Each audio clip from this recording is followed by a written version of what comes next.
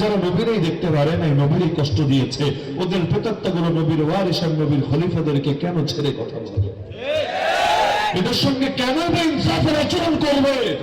কিন্তু মাজলুমের ফরিয়াদ তো কখনো বৃথা যায় না। নবী তো জানিয়েছেন, ইত্তাকি দাওয়াতাল মাজলুম ফাইন্নাহু লাইসা বাইনাহা ওয়া বাইনাল্লাহি হিজাব। মাজলুমের বদদুয়াকে ভয় করো, মাজলুমের বদদুয়ার মধ্যে আল্লাহর মধ্যে কোনো পর্দা থাকে না। আর শাহ জালালের পক্ষ থেকে যখন আল্লাহু আকবার উচ্চারিত হয়েছিল, রাজা গৌর গোবিন্দর প্রাসাদ একটা একটা ইট করে পুরোটাই ভেঙে চূর্ণ বিচূর্ণ হয়ে গিয়েছিল। আজকের মাজলুমরা যখন আল্লাহর ডাকে মাজলুমানা হালতে বসে আল্লাহু আকবারের তাকবীর উচ্চারণ করে, দেখতে শুনতে স্বাভাবিক তাকবীর মনে হতে পারে, কিন্তু লিখে রাখো তাদের এক একটা তাকবীর উচ্চারিত হয় আর জালেম শাহী ধ্বংসের ফয়সালা লেখা হয়ে যায়। আমরা সহিহ বুখারীর হাদিস প্রথম এবং শেষ হাদিস আল্লাহ যার কাছে পড়ার তৌফিক দিয়েছিলেন, আল্লামা আব্দুল হাই পাহাড়পুরি রহমাতুল্লাহ আলাইহি, চেনেন তো সব। হুজুর দুনিয়ায় নাই, যার হাতে পাগড়ি নিয়েছিলাম আল্লামা নূর হোসেন কাসেমি রাহিমাহুল্লাহ, তিনিও দুনিয়াতে নাই। ইজাজত নিয়েছিলাম যাদের থেকে, তাদেরও অনেকে দুনিয়ায় নাই। আল্লামা শাহ আহমদ শফি নওয়ারুল্লাহ মারকাদা দুনিয়ায় নাই। আল্লামা জুনায়েদ বাবুনগর রাহিমাহুল্লাহ দুনিয়ায় নাই। মুফতি আজম পাকিস্তান আল্লামা রফি উসমানী রাহিমাহুল্লাহ দুনিয়ায় নাই। শুরুতে বাক্য দিয়ে শুরু করেছিলাম না, দাঁত থাকতে দাঁতের কদর তো বুঝি না, দাঁত যখন হারিয়ে যায় তখন বুঝে আসে দাঁতের কি মর্যাদা। এই আল্লামা শাহ আহমদ শফি রহমতুল্লাহ আলাইহি এবং জুনায়েদ বাবুনগর রহমতুল্লাহ আলাইহি কিন্তু বহুবার এমন দেখা গিয়েছে, নিজেদের চোখে আমরা দেখেছি। একেবারেই অসুস্থ, কথা বলতে পারেন না, চলতে পারেন না, ফিরতে পারেন না। আমার সব এসব হুজুররা তো ওই হুইল চেয়ারে, হুজুরও যেভাবে হুইল চেয়ারে করে আনতে হলো, হুইল চেয়ারে করে। আগে তো সুন্দর ব্যবস্থাও ছিল না, ওই শিক্ষা ভবনের 3 তলায় দাওরায়ে হাদিস ওইভাবে ধরে ধরেই ছাত্ররা হুইল চেয়ারে বসা অবস্থায় নিয়ে বসিয়ে দিত। সামনে নিয়ে বসিয়েছে, তাও মনে হচ্ছে তাকাতেই পারছেন না, চোখে মেলতে পারছেন না, কি পড়াবেন তিনি। কিন্তু ছাত্র যখন পড়া শুরু করলো, অবিহি ক্বালা হাদাসানা অবিহি ক্বালা হাদাসানা, এই তো শরীরে কোত্থেকে জানে আজীব এক শক্তি, আজীব এক নূর পয়দা হলো। এবার কথা বলা শুরু করেছেন তো করেছেনই, বলছেন আর বলছেন আর বলছেন, ঘন্টা বার হয়ে যাচ্ছে, 1.5 ঘন্টা 2 ঘন্টা হয়ে যাচ্ছে, কোনো ক্লান্তির কোনো ছাপই নাই। জোয়ানরা পর্যন্ত হয়রান হয়ে যায়, এই মুরব্বী বয়সের ক্লান্তির কোনো নামও নাই। আবার যখন দশ শেষ, ধরে আর রুমে বসিয়ে দিচ্ছে। এখন কথাও বলতে পারে না, তাকাতেও পারে না, মুসাফাও করতে পারে না। বাবুনগরী হুজুররা তো আমরা এই হালতে রেখেছি, দোস্ত যাচ্ছে, যাওয়ার আগে হালত ভালো না, সামনে গিয়ে বসে আছেন, ঘন্টার পর ঘন্টা 1-2 কথা বলছেন, একটা বলছেন 5 মিনিট মাথাটা নিচু করে আছেন, হাত বাড়াবেন তা পারছেন না, কল এসেছে কল রিসিভ করবেন, হাতে শক্তি নাই। শরীর যদিও দেখতে মনে হতো অনেক মোটা সোটা, কিন্তু জুলুমের প্রভাবে ভিতরটা তো হয়ে গেছিল একেবারেই ফাঁকা, একটা কঙ্কাল যেন দাঁড় করিয়ে রেখেছে। নিজের কলটা নিজে রিসিভ করতে পারেন না, উঠে বাথরুমে যেতে পারেন না, গামছা দিয়ে চেহারাটা মুছতে পারেন না, পা গুলো রাখলে পা দেখা যায় এই ফোলা, কিন্তু ভেতর পুরোটা হলো পানি জমা। 2 দিন পর পর ডাক্তারের কাছে গিয়ে পানি বের করে আনতে।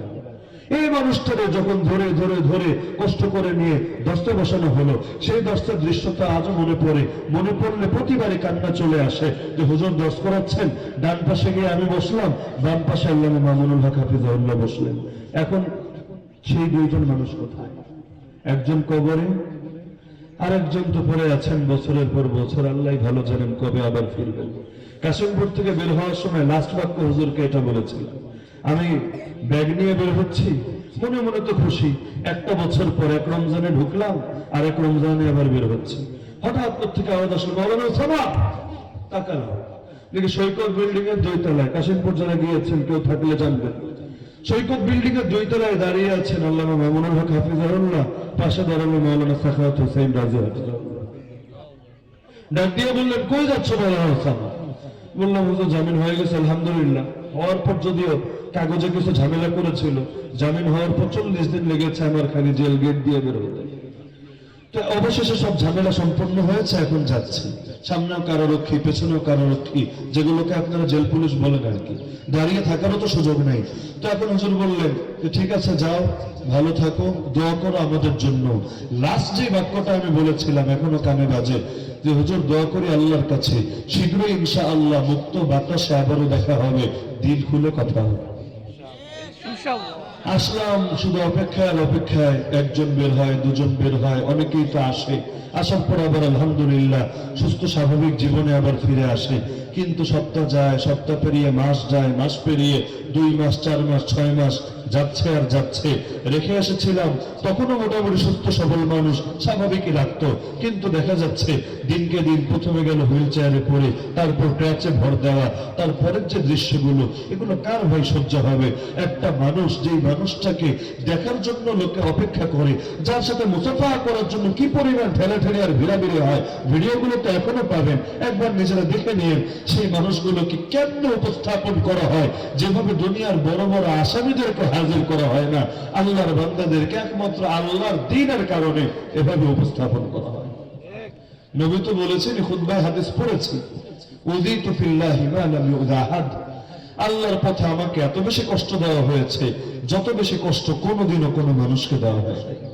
ওয়ালাকাদ উখিফতু ফিল্লাহি মা লাম ইউখাফ আহাদ। আল্লাহর পথে আমাকে এত বেশি ভয়ভীতি দেখানো হয়েছে যত বেশি ভয়ভীতি কোনোদিনও কোনো মানুষকে দেখানো হয় নাই। বাপের উপর রাগ থাকলে সন্তানের উপর রাগ কিন্তু অটো গিয়ে পড়ে, নেতারে দেখতে না পারলে কর্মীরা নিয়েও কিন্তু গায়ে চর্মরোগ ঠিকই থাকে। তো একই হালত, যারা নবীরাই দেখতে পারে নাই, নবীরই কষ্ট দিয়েছে, ওদের প্রেতাত্মাগুলো নবীর ওয়ারিসান, নবীর খলিফাদেরকে কেন ছেড়ে কথা বলে? এদের সঙ্গে কেন ইনসাফের আচরণ করবে? কিন্তু মাজলুমের ফরিয়াদ তো কখনো বৃথা যায় না।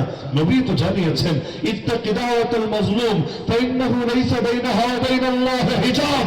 মাজলুমের বদদুয়াকে ভয় করো, মাজলুমের বদদুয়ার মধ্যে আল্লাহর মধ্যে কোনো পর্দা থাকে না। আর শাহ জালালের পক্ষ থেকে যখন আল্লাহু আকবার উচ্চারিত হয়েছিল, রাজা গৌর গোবিন্দর প্রাসাদ একটা একটা ইট করে পুরোটাই ভেঙে চূর্ণ বিচূর্ণ হয়ে গিয়েছিল। আজকের মাজলুমরা যখন আল্লাহরে ডাকে, মাজলুমানা হালতে বসে আল্লাহু আকবারের তাকবীর উচ্চারণ করে, দেখতে শুনতে স্বাভাবিক তাকবীর মনে হতে পারে, কিন্তু লিখে রাখো তাদের এক একটা তাকবীর উচ্চারিত হয় আর জালেম শাহী ধ্বংসের ফয়সালা লেখা হয়ে যায়।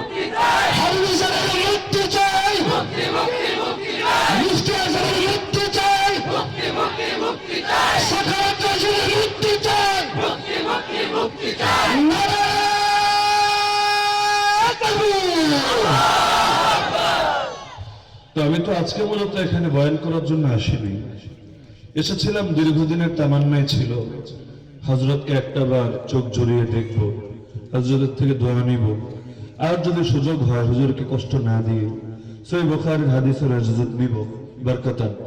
মূলত সেই নিয়তে এখানে আসা, অন্যথায় মাহফিলের কোনো শিডিউলও এখানে না, আর এই জায়গায় কথা বলার কোনো যোগ্য আমরা না। এখানে তো আমার নিজের কাছেও লজ্জা লাগছে। যেই মাঠে আলোচনা করেছেন শামসুল্লাহ ফরিদপুর রহমতুল্লাহ আলাইহি, যেই মাঠে আলোচনা করেছেন আল্লামা মুহাম্মদুল্লাহ হাফেজ হুজুর রহমতুল্লাহ আলাইহি, যেখানে এখনো উপস্থিত আছেন এবং জিন্দা আছেন, দোয়া করি আল্লাহ তাআলা হুজুরকে সুস্থ অবস্থায় আরো দীর্ঘকাল পর্যন্ত জিন্দা রাখুন। আল্লাহ তাআলা আরো কয়েকটা প্রজন্মকে হুজুরের কাছ থেকে সহিহ বুখারীর দর্শ নেওয়ার তৌফিক দান করুন। আমিন। তো যে মানুষটা এখানে আছেন তার উপস্থিতিতে এখানে কথা বলার এটার কোনো যোগ্য আমরা না। আসলাম মূলত দোয়া নেওয়ার জন্য, আর কর্তৃপক্ষ আদেশ দিয়েছেন বলে আদেশ পালনার্থে কিছু সময় আলোচনা করলাম। সর্বশেষ এই অনুরোধটাই রেখে যাব বিশেষভাবে তালেবুল ইলম ভাইদেরকে, যে হাদিস আজকে তো সমাপ্ত করলেন, কিন্তু আল্লাহর ওয়াস্তে এটাকে খতম ভাববেন না। সৈয়দ আহমদ পালনপুরি রহমতুল্লাহ আলাইহি, আল্লাহ তাআলা হযরতের কবরকে নূরে নূরান্বিত করে দিন। হযরত বলতেন যে খতম তো ভাই হতা হয় বাইতুল খালা সে। মানুষ বাইতুল খালার কামরে খতম করে, বাথরুমে যায়, বাথরুমের কাম খতম। কোন একটা দুনিয়া চাকরিতে লেগেছে, চাকরি খতম, ব্যবসায় লেগেছে, ব্যবসা খতম। হাদিস আবার খতম হয় কেমনি, কোরআন আবার খতম হয় কেমনি? খতম মানে কি? এটা বাদিটা শেষ, এখন আরেকটা কামে যাবেন। কোরআন হাদিসকে খতম কইরে কই আপনি যাবেন? তো খতম শব্দটাই তো আসলে প্রচলিত হয়ে গেছে সেই হিসাবে বলা, কিন্তু বাস্তবে এই রসমি খাতমে বুখারী আর খাতমে কোরআনকে আমরা জীবনের জন্য যাতে হাদিসের খতম হিসাবে না নিই।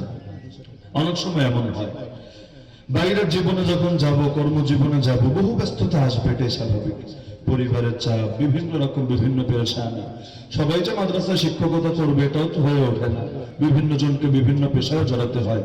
কিন্তু আমরা প্রত্যেকে, বিশেষভাবে তালিবুল ইলম ভাইয়েরা, সাধারণভাবে প্রত্যেকে, আমাদের জন্য উচিত না আমরা হাদিসের সাথে সম্পর্ক একেবারেই ছিন্ন করব, বরং সারাটা জীবন যাতে হাদিস নিয়ে চলতে পারি, শুধু জীবনে আমলে না, বরং প্রতিদিন 1টা 2টা 5টা 10টা 20টা 100টা যার যতটুকু সাধ্য কোলায় নিয়মিত হাদিস যাতে পাঠ করতে পারি। হাদিস পড়লে দিলে পরিবর্তন আসে না? আপনারা যারা তালিমে বসে যদি হাদিস শোনেন, দিলের মধ্যে কি আসর পড়ে না? এমনকি মহিলাদের মধ্যেও দেখবেন অনেকের জিন্দেগি পরিবর্তন হয়ে যায় খালি তালিমের হালকার বরকতে। সেই কারণে হাদিসের সাথে সম্পর্ক ছিন্ন করবেন না। হাদিস পড়বেন, চিরকাল পড়বেন, কম পড়েন বেশি পড়েন, যেই কিতাব সহজ হয়, যেই কিতাব আপনার কাছে থাকে পড়েন, কিন্তু আল্লাহর রাস্তায় সম্পর্ক ছিন্ন করেন না।